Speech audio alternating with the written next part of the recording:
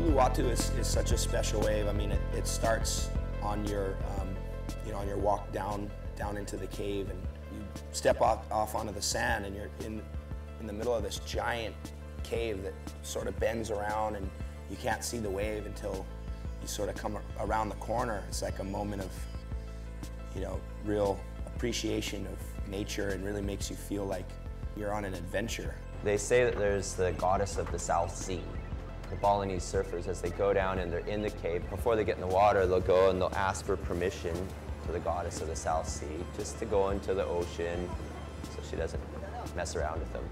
Sort of feels sort of a little bit eerie at first. All the ocean echoes off all the walls and stuff. The cave's amazing. Just that alone is really beautiful. What started running through my mind was the pictures I remember seeing people like paddling out from there, and all those started going through my head. And then I had the standard, like, I'm Jerry Lopez, and this is the first time I'm going out at this wave. And then you're just in this time warp zone. I don't know if there's too many places you get that kind of feeling, One of the 7 wonders of surf, it's one of those walks you gotta go down.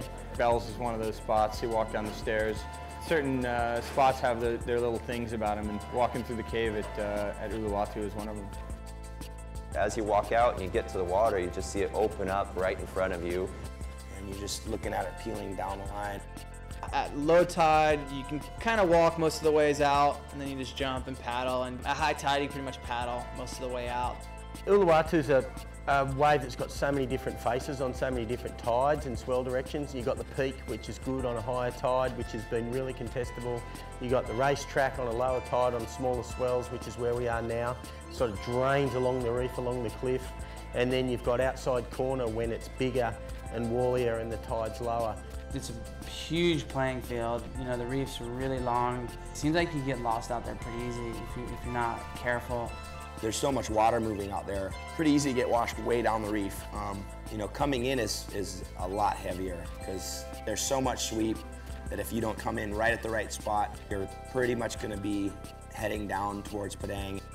The coming in sucks. If it's high tide, it's the worst. If you miss that keyhole on high tide, you might as well give up. Go to Kuta.